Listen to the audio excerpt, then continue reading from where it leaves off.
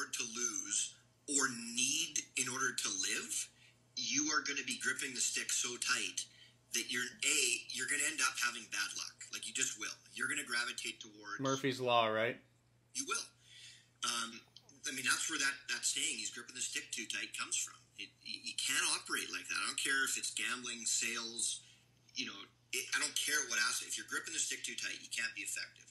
So in order to have that philosophy, you can only do that if you're betting money that you don't need right this minute, right?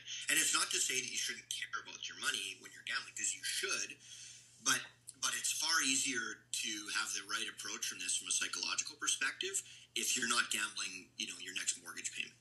Mm-hmm. Yeah. And I think for me personally, like, you guys, the three of you actually don't know what this feels like.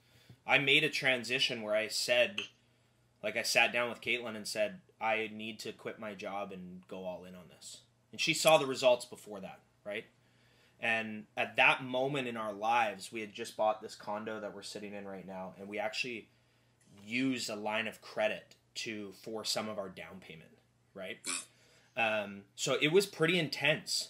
And I always stuck to my money management principles, but there was a fundamental difference in the sense that I knew on Friday there was no paycheck coming in, right? But what for me, and this is not for everyone, because this is a two-sided coin. When you talk to a gambler about, you just got to keep going, you know what I mean?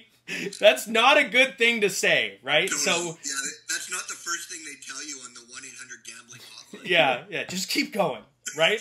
The losing run just happened. The big one's coming, you right? You can do it, right? So when I talk about, the philosophies of losing and the long-term aspect of success and, money management and all these different things, riding it out makes so much sense if you're doing what I'm doing. But if you're not, there's so many different ways to make money sports betting. I'm not the Holy Grail.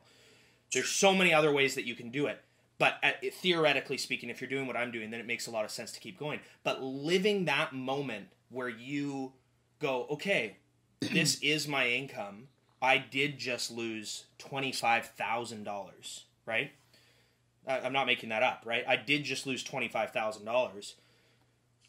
How do you handle that, mentally? And what did you do wrong? What can you learn from it? And in some cases on these losing runs, just to both of your point, you look back and you're like, wow, I didn't do anything wrong. I would do all of that over again in the exact same circumstance. And then there's other times where you go, okay, that was not smart, right? And you got to learn from it and just keep getting better and better. But in my case, I was just very, very fortunate because without a doubt, so corny, so cliche, but my life completely went in a different direction from where it was before. And obviously that brought on the launch of inplayLIVE in this company. So